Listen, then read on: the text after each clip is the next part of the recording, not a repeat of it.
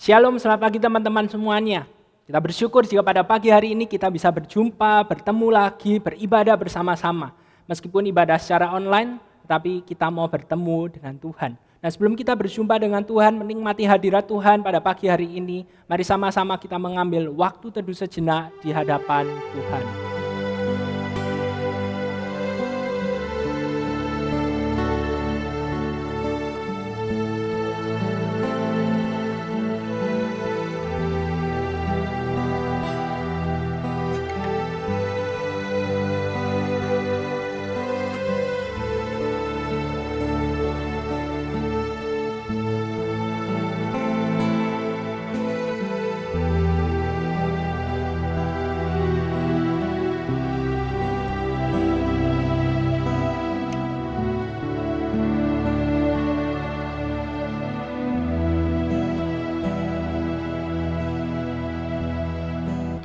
Ibadah pada pagi hari ini kita mulai dalam nama Allah Bapa, Allah Putra, dan Allah Roh Kudus. Mari sama-sama kita berdoa. Tuhan, kami bersyukur jika pada pagi hari ini Engkau mengundang setiap dari kami untuk boleh datang beribadah bersama-sama. Tuhan, kami sadar sebenarnya kami bukanlah orang yang layak untuk datang untuk menghadiri hadirat-Mu yang kudus itu. Dan biarlah ketika kami menjalani ibadah kami pada pagi hari ini, kami menyadari bahwa sebenarnya kami tidak layak, dan karena anugerah-Mu bagi setiap dari kami boleh menjalani ibadah pada pagi hari ini. Kiranya ketika kami menyadari betapa besar kasih-Mu, betapa besar anugerah-Mu buat setiap dari kami, itu membuat setiap dari kami untuk beribadah dengan sungguh-sungguh. Kami menyerahkan untuk ibadah pada pagi hari ini, dari awal, pertengahan, hingga akhirnya hanya ke dalam tangan-Mu saja. Hanya dalam nama Tuhan Yesus kami telah berdoa. Amin.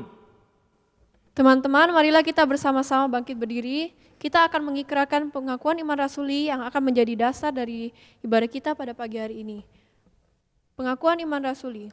Aku percaya kepada Allah, Bapa yang Maha Kuasa, Khalik langit dan bumi, dan kepada Yesus Kristus, Anaknya yang tunggal Tuhan kita, yang dikandung dari Roh Kudus, lahir dari anak Maria, yang menderita sengsara di bawah pemerintahan Pontius Pilatus, disalibkan, mati dan dikuburkan, turun ke dalam kerajaan maut. Pada hari yang ketiga, bangkit pula dari antara orang mati, naik ke surga, duduk di sebelah kanan Allah, Bapa yang Maha Kuasa, dan dari sana Ia akan datang untuk menghakimi orang yang hidup dan yang mati. Aku percaya kepada Roh Kudus, gereja yang kudus dan am, persekutuan orang kudus, pengampunan dosa, kebangkitan tubuh, dan hidup yang kekal. Amin. Teman-teman, saya persilakan untuk duduk. Bersyukur sekali teman-teman, kita masih dapat beribadah pada pagi hari ini. Nah, meskipun ibadah ini dilaksanakan secara online, jangan sampai kita melupakan Tuhan. Kita harus tetap rindu pada Tuhan dan tetap setia untuk memuji dan memuliakan nama-Nya. Marilah kita memulai ibadah kita pada pagi hari ini dengan menaikkan suatu pujian seperti Rusa Rindu Sungai-Mu.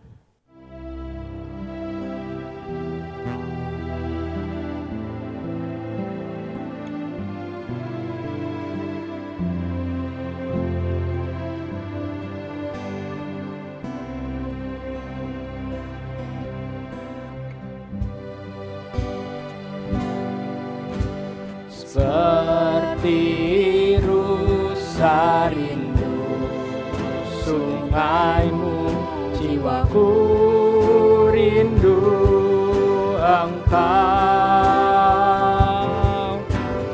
Kaulah Tuhan hasrat hatiku, ku rindu menyembah. Seperti rusa rindu sungai-Mu ya Tuhan. Seperti rusa rindu sungai-Mu, jiwaku rindu Engkau. Kaulah Tuhan hasrat hatiku, ku rindu menyembah. Engkau kekuatan kami ya Tuhan. Engkau kekuatan dan perisaiku, kepadamu rohku berserah.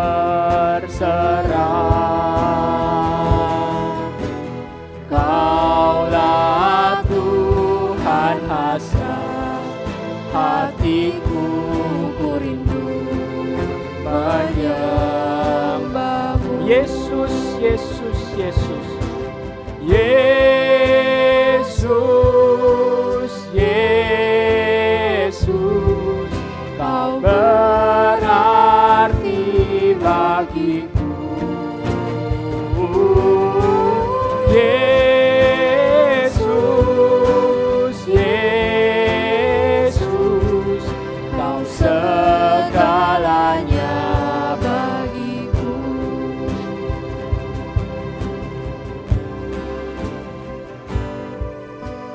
Seperti rusa rindu sungaimu, jiwaku rindu Engkau.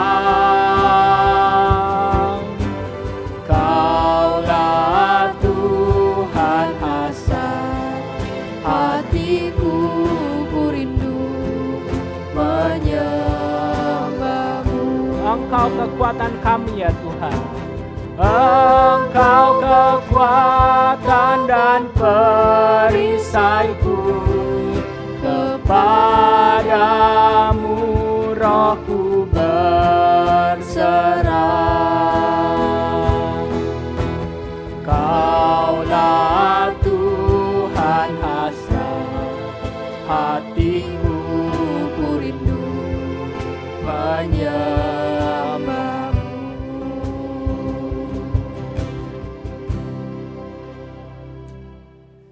Teman-teman, kita bersyukur untuk setiap kebaikan yang sudah Tuhan nyatakan buat setiap dari kita. Karena Dia adalah Allah, Dia adalah gunung batu, kekuatan, dan mazmur buat setiap dari kita. Tuhanlah kekuatan dan mazmurku.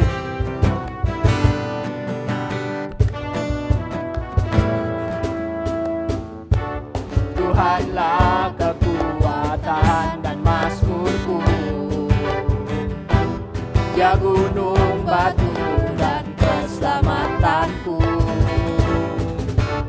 Hanya padamu hatiku percaya,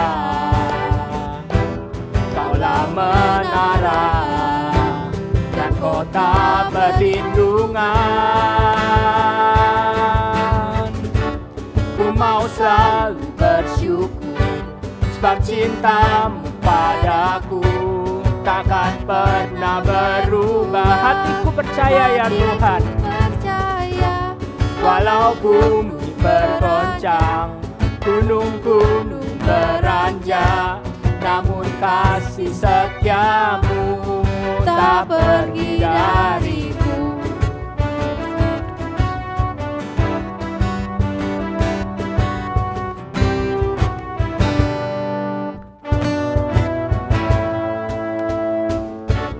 Tuhanlah kekuatan dan mazmurku, Dia gunung batu kita. Dia gunung batu dan keselamatanku. Hanya padamu hatiku percaya ya Hanya Tuhan. padamu hatiku percaya. Kaulah menara dan kota perlindungan. Ku mau selalu bersyukur. Ku mau selalu bersyukur, sebab cintamu padaku takkan pernah berubah. Hatiku percaya, walau bumi bergoncang, gunung-gunung beranjak, namun kasih setiamu tak pergi dariku.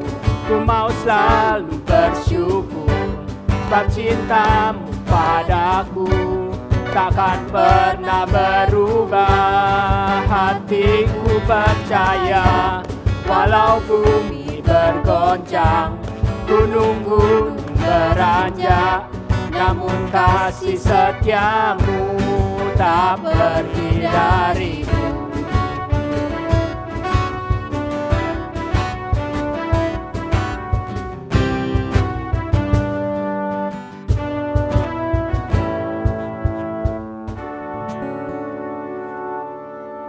Teman-teman, marilah kita mempersiapkan hati kita untuk mengenal Tuhan lebih dalam lagi melalui firman yang akan disampaikan oleh hamba-Nya.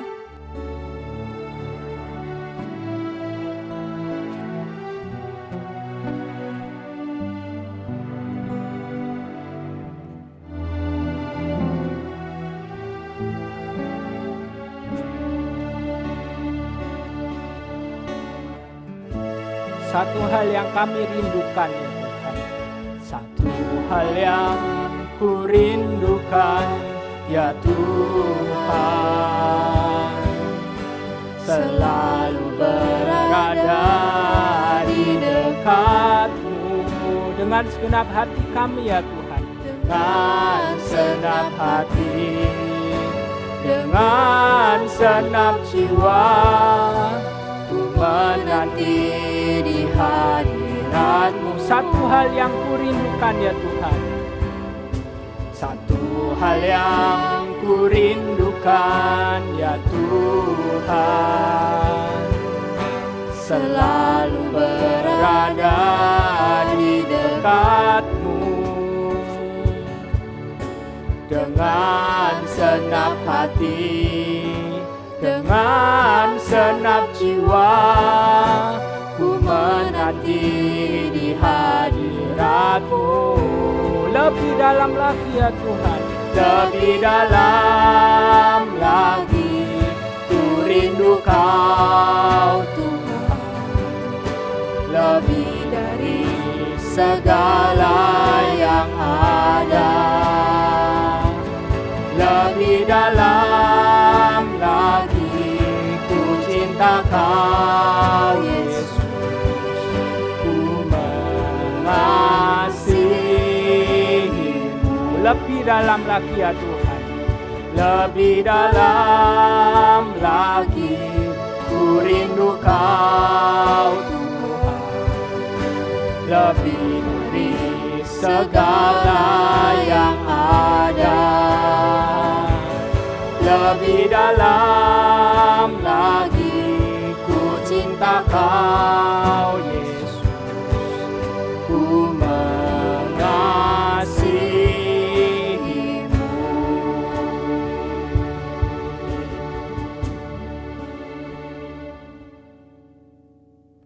Oke, teman-teman semuanya, sebelum kita mendengarkan kebenaran firman Tuhan, mari kita berdoa terlebih dahulu. Tuhan, kami bersyukur jika pada pagi hari ini kami boleh beribadah dan kami telah memuji nama-Mu. Sebentar lagi kami akan mendengarkan kebenaran firman Tuhan. Tuhan yang hadir, Tuhan yang berbicara kepada setiap dari kami karena kami siap untuk mendengarkan. Hanya di dalam nama Tuhan Yesus kami telah berdoa. Amin. Teman-teman semuanya, mari sama-sama kita buka Alkitab kita dari Markus pasal yang keempat, ayat yang ke-35 sampai dengan 41. Markus pasal yang keempat, ayat yang ke-35 sampai dengan 41. Kalau kita semua sudah menemukannya, Koko akan bacakannya buat setiap dari kita. Pada hari itu, waktu hari sudah petang, Yesus berkata kepada mereka, "Marilah kita bertolak ke seberang." Mereka meninggalkan orang banyak itu, lalu bertolak dan membawa Yesus beserta dengan mereka dalam perahu di mana Yesus telah duduk, dan perahu-perahu lain juga menyertai Dia. Lalu mengamuklah taufan yang sangat dahsyat dan ombak menyembur masuk ke dalam perahu, sehingga perahu itu mulai penuh dengan air. Pada waktu itu Yesus sedang tidur di buritan di sebuah tilam. Maka murid-muridnya membangunkan Dia dan berkata kepadanya, "Guru, engkau tidak peduli kalau kita binasa?" Ia pun bangun, menghardik angin itu dan berkata kepada danau itu, "Diam, tenanglah." Lalu angin itu reda dan danau itu menjadi teduh sekali. Lalu ia berkata kepada mereka, "Mengapa kamu begitu takut? Mengapa kamu tidak percaya?" Mereka menjadi sangat takut dan berkata seorang kepada yang lain, "Siapa gerangan orang ini sehingga angin dan danau pun taat kepadanya?" Teman-teman semuanya, Koko ingin memulai khotbah pada pagi hari ini itu dengan suatu kutipan yang ada di Instagram account temannya Koko. Bunyinya seperti ini. Seringkali kita tidak berani melangkah itu karena kita mau semuanya baik-baik saja. Koko ulangi sekali lagi ya. Seringkali kita tidak berani melangkah karena kita mau semuanya itu baik-baik saja. Teman-teman, ketika Koko membaca kutipan ini, Koko merasa, Koko memikirkan, dan benar. Bukankah ini kehidupan setiap dari kita? Menggambarkan hidup kita sebagai manusia. Seringkali dalam hidup ini, kita itu sulit membuat suatu keputusan, itu karena kita tidak tahu ke depannya itu akan seperti apa. Kita juga tidak tahu apakah ke depannya itu akan baik-baik saja atau enggak. Seringkali yang membuat kita sulit untuk membuat suatu keputusan dalam hidup setiap dari kita itu karena kita tidak tahu. Ada hal-hal yang tidak pasti yang bisa saja terjadi dalam kehidupan setiap dari kita. Nah, beberapa waktu ini tuh Koko nonton drakor, drama Korea. Pasti teman-teman semuanya remaja-remaja sini tahu lah ya, drakor, A World of Married Couple. Nah, Koko nonton itu dari seri yang pertama sampai dengan seri yang terakhir. Nah, dalam drakor itu dikatakan seperti ini, ada satu kutipan yang sangat menarik buat Koko. Dikatakan seperti ini, manusia itu tidak gampang untuk berubah. Jadi ada orang yang berjuang untuk cintanya, sudah tahu cowoknya itu jahat, tidak baik, tapi masih mau berjuang. Terus perempuannya itu dinasehatin, kamu jangan berjuang untuk cowok itulah, kamu tahu manusia itu tidak gampang untuk berubah. Nah, pertanyaannya adalah, kenapa kok manusia itu sulit untuk berubah, tidak gampang untuk berubah? Jawabannya adalah karena berubah itu sama dengan ketidakpastian. Ketika seseorang sudah terbiasa melakukan aktivitas, melakukan kebiasaan-kebiasaan yang lama, dan harus berubah, maka ketika dalam proses perubahan itu, dia sulit sekali untuk berubah karena dia tahu, kalau aku melakukan A, outcome-nya hasilnya seperti ini. Tetapi kalau aku melakukan B, apakah sama? Apakah respon orang nanti ketika aku melakukan hal yang berbeda dari sebelum-sebelumnya itu? Nah, dari sini kita bisa melihat bagaimana kita ini tuh adalah manusia yang terbatas. We are a limited being. Ini adalah kenyataan yang harus kita terima dalam hidup setiap dari kita. Kita bisa melihat bagaimana banyak sekali manusia itu yang berusaha untuk menjadi kuat, berusaha untuk mengontrol segala sesuatu di dalam hidupnya, berusaha untuk menjadi tidak terkalahkan. Tapi seberapa keras usaha manusia di dalam hidup ini, itu tidak akan pernah bisa melawan hakikat dari manusia. We are a limited being. Kita adalah makhluk yang terbatas. Ada banyak sekali hal-hal yang tidak bisa kita lakukan, ada banyak sekali hal-hal yang di luar kemampuan kita, yang kita tidak ketahui, yang tidak bisa kita kontrol, yang tidak bisa kita kuasai semau diri kita sendiri. Nah, siapa yang tahu gambar ini? Namanya siapa? Nah, dia ini adalah seorang pembalap, Valentino Rossi, pembalap MotoGP. Dia adalah pembalap tertua di MotoGP sekarang ini. Nah, kita tahu bersama-sama bagaimana pandemi Corona, pandemi COVID-19 ini menunjukkan betapa terbatasnya manusia, termasuk seorang superstar seperti ini, Valentino Rossi. Dia sudah tua dan dia berencana sebenarnya tahun ini itu dia akan pensiun. Tetapi karena ada pandemi COVID-19 ini, akhirnya dia tidak jadi pensiun. Dia bilang, ya balapan MotoGP-nya tidak ada, masih tidak tahu kapan dimulainya. Jadi ya udahlah ditunda tahun depan. Jadi rencana yang sudah dia susun itu harus ditunda karena ada pandemi COVID-19 ini. Koko pun demikian. Di awal tahun ini Koko sudah berencana, oke lah yuk nanti waktu lebaran, libur lebaran kemarin Mei ini itu liburan keluarga, pergi bersama-sama. Sudah direncanakan semuanya, sudah mau pergi, pergi ke kota ini. Sudah sampai pesan vilanya, tempat tinggalnya itu. Ternyata COVID-19 masuk ke Indonesia. Dan dipikirnya, ya enggak apa-apa lah, coba tunggu dulu, mungkin bentar aja terus sudah mereda. Tapi ternyata COVID-19-nya menyebar begitu luas sampai sekarang ini. Jadi rencana yang sudah Koko buat itu harus tertunda karena ada COVID-19 yang membuat semuanya serba tidak pasti. Dan di sini kita bisa melihat bagaimana keterbatasan manusia itu membuat dirinya itu takut menghadapi ketidakpastian di dalam hidupnya. Teman-teman, Koko ingin mengingatkan setiap dari kita yang membuat setiap dari kita itu takut, itu adalah ketidakpastian. Setiap dari kita pasti tahu bahwa ketika kita hidup di dalam dunia ini itu pasti akan ada yang namanya masalah. Apalagi kalau kita sudah sering mendengar khotbah yang ngomong seperti ini. Kita ini tuh hidup di dalam dunia yang sudah jatuh ke dalam dosa.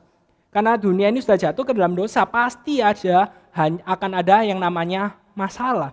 Dan sebenarnya kita manusia itu tidak takut sama yang namanya masalah. Karena ketika ada masalah, tetapi kita punya solusi, kita punya jawaban terhadap masalah tersebut, kita tidak akan khawatir. Karena kita tahu kita bisa mengatasi masalah tersebut. Tapi permasalahannya akan menjadi berbeda ketika ada masalah, kemudian masalah itu menimbulkan ketidakpastian dalam hidup setiap dari kita. Ketidakpastian inilah yang menjadi sebuah ketakutan. Ketidakpastian inilah memunculkan ketakutan di dalam hidup setiap hari kita. Dulu, waktu Koko berada di Bali, pelayanan di Bali, nah Koko itu diundang sama anak remaja ke pesta ulang tahunnya. Jadi Koko diundang dan Koko sudah tahu, oh tempatnya ini jauh dari tempat kosnya Koko. Ketika Koko berangkat, Koko lihat, wah bensinnya sudah mau habis ini. Bensinnya sudah mau habis, tapi kalau mau ngisi ke pom bensin terdekat harus muter. Jadi tambah jauh. Koko pikir, enggak apa-apa lah, ini ngelewati jalan besar kok, di Bali ngelewatin jalan besar, jadi ya aman aja lah, seharusnya ada pom bensin. Tapi ketika Koko lewat jalan tersebut, sampai jalan besar itu, Koko lihat kanan, lihat kiri, kok enggak ada ya pom bensin. Dan padahal bensinnya ini semakin habis, kan motornya dipakai terus dan bensinnya ini semakin habis. Nah itu Koko mulai khawatir, waduh ini lek mogok ya apa ya ini ya. Tapi ya sudah, mau ya apa lagi, harus dijalanin terus. Sampai akhirnya sampai di tempat parkir, tempat diundang itu Koko pesta ulang tahunnya itu, terus Koko tanya sama tukang parkirnya, Pak di sini pom bensin ini terdekat mana ya? Oh ada di sini, lewat sini aja, gang ini lewat belakangnya. Oh deket, ya sudah. Terus Koko pikir, wah aman, ada pom bensin. Ketika Koko ke sana, delala pom bensinnya tutup. Jadi waduh, apa kira nanti pulang bisa selamat atau enggak ini sampai ke kos dengan selamat. Tapi ya sudahlah, sudah waktunya untuk jam perayaan ulang tahunnya, pestanya, ya sudah Koko balik, Koko parkir. Koko parkir di sana, selesai semua acaranya. Nah, Koko ngomong sama satu anak remaja, temani Koko sampai jalan sini aja, soalnya bensinnya Koko sudah mau habis. Kalau sampai sini masih aman, sudah kamu langsung ke jalan pulang ke rumahmu, Koko balik ke kosnya Koko. Jadi Koko ditemenin, dibarengin seperti itu dalam perjalanan. Koko dalam hati, aduh Tuhan tolong supaya bensinnya itu enggak habis. Nah, bersyukur sekali pada waktu itu akhirnya pas sampai di pom bensin enggak habis sama sekali. Jadi aman saya di pom bensin. Jadi Koko enggak harus dorong motornya Koko. Nah, tapi di sini kita bisa melihat bersama-sama bagaimana kita yang sudah bisa nyetir kendaraan bermotor, nyetir mobil, kita enggak takut sama yang namanya kehabisan bensin. Kita tahu kalau motor kita pakai, mobil kita pakai, masalah yang terjadi adalah bensinnya akan habis, akan terus berkurang. Tetapi hal ini tidak menjadi kekhawatiran buat setiap dari kita, tidak kita takutkan. Selama kita isi bensin tepat waktu, selama kita isi bensin sebelum bensinnya habis, ya semuanya baik-baik aja. Masalahnya ini tidak akan menjadi suatu hal yang menakutkan buat setiap dari kita. Tetapi halnya sangat berbeda sekali ketika bensin kita sudah mau habis, kemudian kita tidak nemu pom bensinnya di mana, dan ditambah lagi kita berada di situasi, kita berada di suatu tempat yang kita tidak kenal. Ini di mana ya ini ya? Itu kita pasti akan sangat ketakutan. Koko yakin kalau kita berada di satu tempat yang kita asing, kita tidak tahu, kita tidak menguasai tempat tersebut, kita tidak kenal siapa-siapa, dan bensin kita sudah mau habis, itu kita pasti akan sangat ketakutan. Ini nanti ya opo, kira elek kehabisan, siapa yang akan nolongin aku? Nah begitu juga dengan yang dialami oleh para murid dalam teks yang tadi kita baca bersama-sama dalam Markus 4 ayat yang ke-35 sampai dengan ayat yang ke-41. Nah, teman-teman kalau misalnya kita lihat teks ini, kita perhatikan baik-baik, maka seharusnya badai yang sangat besar, ombak yang sangat besar itu adalah makanan sehari-hari para murid. Para murid sebelum percaya kepada Tuhan Yesus, sebelum menjadi murid Tuhan Yesus, pekerjaannya nelayan. Jadi itu adalah masalah yang setiap hari mereka hadapi. Itu adalah masalah yang tidak membingungkan buat setiap dari mereka. Tetapi masalahnya adalah pada waktu itu ombak yang dihadapi, angin ribut yang dihadapi itu di luar kemampuan mereka, membuat mereka sangat ketakutan. Bahkan sampai mereka berkata kepada Tuhan Yesus, Guru, engkau tidak peduli kalau kami binasa. Jadi hal ini sangat menakutkan buat mereka, badai yang dihadapi, ombak yang dihadapi itu di luar kemampuan mereka. Teman-teman, pernahkah setiap dari kita berada dalam kondisi yang sangat desperate itu? Semuanya dipenuhi dengan ketidakpastian. Kita mau melangkah ke kiri, salah. Kita mau melangkah ke kanan, salah. Maju, salah. Mundur, salah. Diam di tempat itu juga bukan pilihan yang sangat baik. Pernahkah kita mengalami kondisi yang seperti itu? Dan hari ini kita akan sama-sama belajar ada dua hal yang perlu untuk terus kita ingat di dalam hidup setiap dari kita ketika kita menghadapi ketidakpastian dalam hidup ini. Hal yang pertama yang perlu kita ingat adalah Tuhan ada dan Tuhan beserta. Dalam Markus pasal yang keempat, ayat ke-35 dikatakan demikian.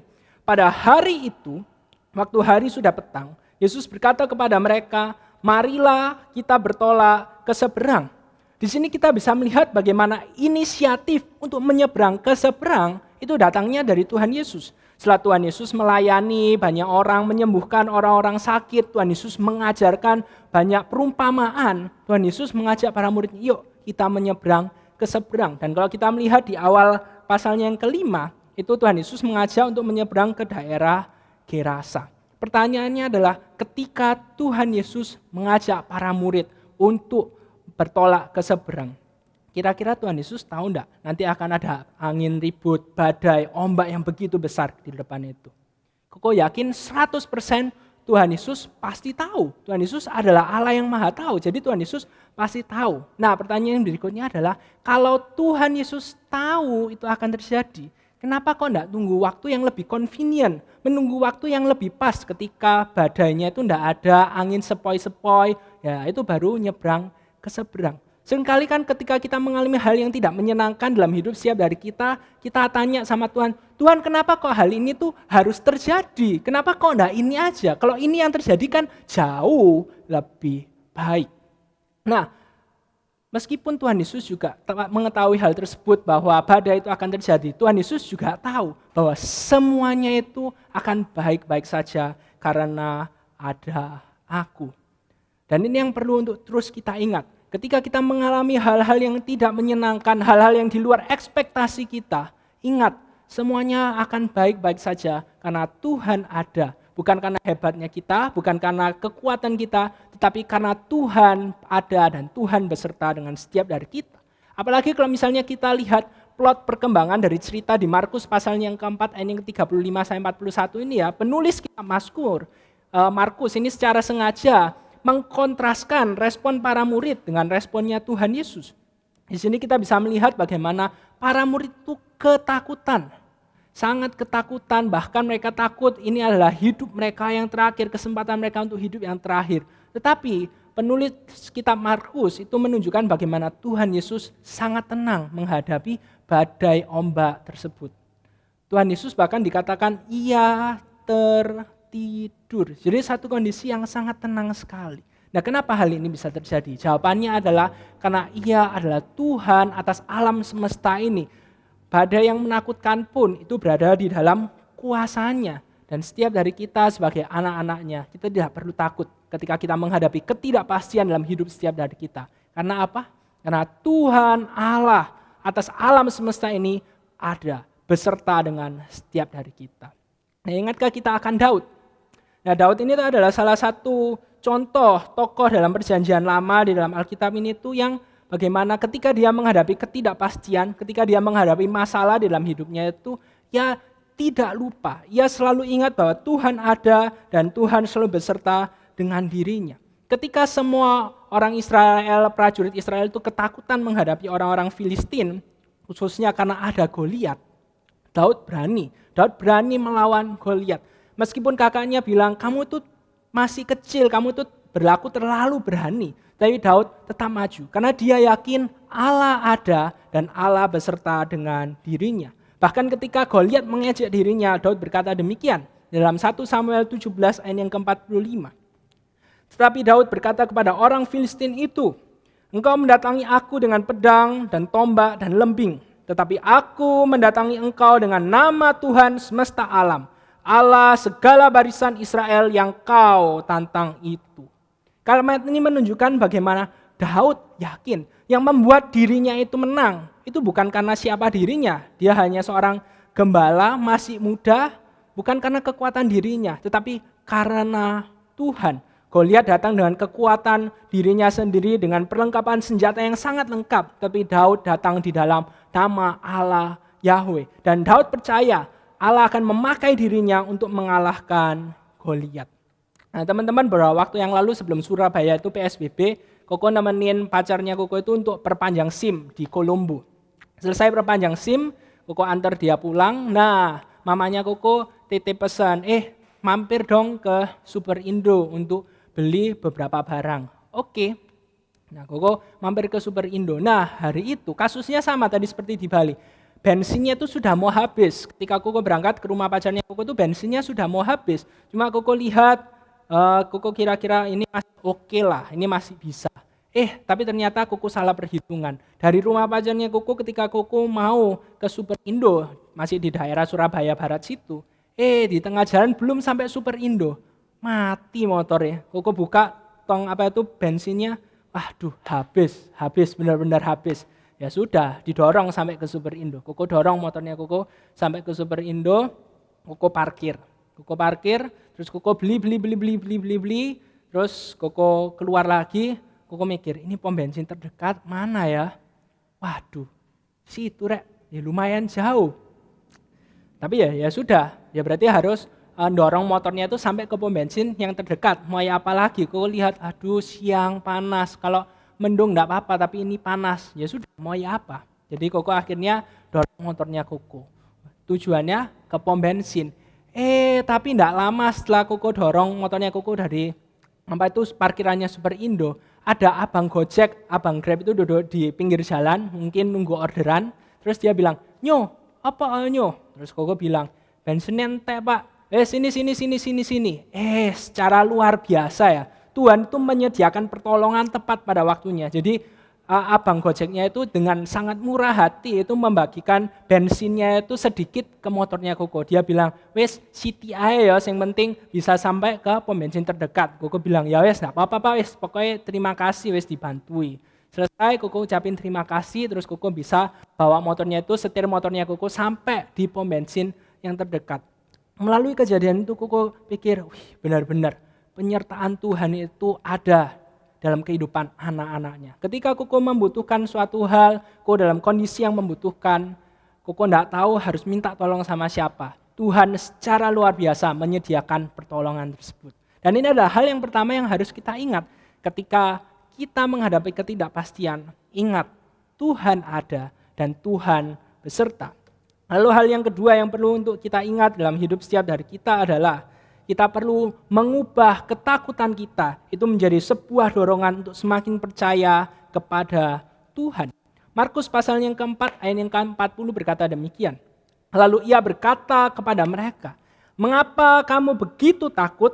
Mengapa kamu tidak percaya?" Ini adalah kalimat yang Tuhan Yesus katakan setelah Tuhan Yesus itu menenangkan badai yang besar, angin ribut yang menghantam kapal para murid pada waktu itu. Kita tahu bersama-sama sudah pasti para murid itu sangat ketakutan pada waktu itu. Tapi Koko ingin kasih tahu, Tuhan Yesus menegur mereka bukan karena ketakutan yang mereka rasakan, tetapi karena mereka tidak percaya kepada Tuhan Yesus yang ada bersama-sama dengan mereka pada waktu itu. Jadi bukan karena takutnya, tetapi karena tidak percaya kepada Tuhan Yesus. Koko ingin kasih tahu buat setiap dari kita, teman-teman semuanya, merasa takut itu manusiawi.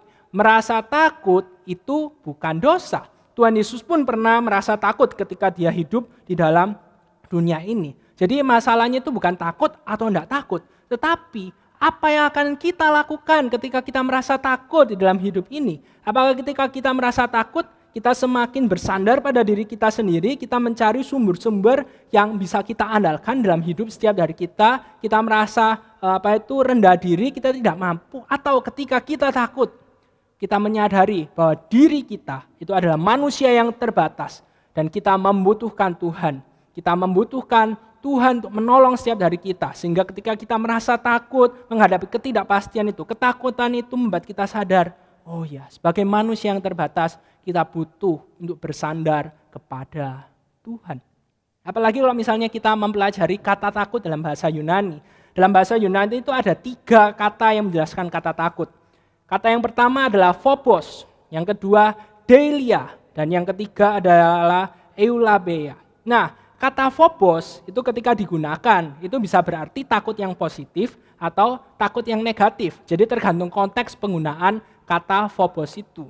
Nah, kata deilia itu adalah kata yang selalu digunakan untuk menjelaskan kata takut yang negatif. Jadi tidak pernah menjelaskan kata takut yang positif. Dan yang terakhir, eulabeia, itu menjelaskan kata takut yang positif. Biasanya penulis Alkitab, khususnya Perjanjian Baru, menggunakan kata ini itu menjelaskan rasa takut akan Tuhan. Jadi bukan takut yang kita rasakan, tapi lebih kagum, menghormati Tuhan karena kebesaran Tuhan dalam hidup ini. Nah, itu penulis kitab Perjanjian Baru biasanya menggunakan kata eulabeia. Nah, di dalam Markus pasal yang keempat, ending ke-40 ini kata takut dalam bahasa aslinya itu menggunakan kata deilia. Jadi ini merupakan rasa takut yang negatif. Rasa takut yang membuat para murid itu tidak percaya kepada Tuhan. Terjemahan lainnya itu adalah pengecut, penakut, tidak beriman. Tuhan Yesus menegur para murid karena mereka itu tidak sadar. Meskipun mereka menghadapi masalah badai yang begitu besar, tetapi ada Tuhan Yesus. Tuhan Yesus yang adalah Allah atas alam semesta ini, tidak ada satu hal pun yang tidak berada di dalam kuasanya. Itu bersama-sama dengan mereka, berada di samping mereka, tapi mereka melupakan hal tersebut.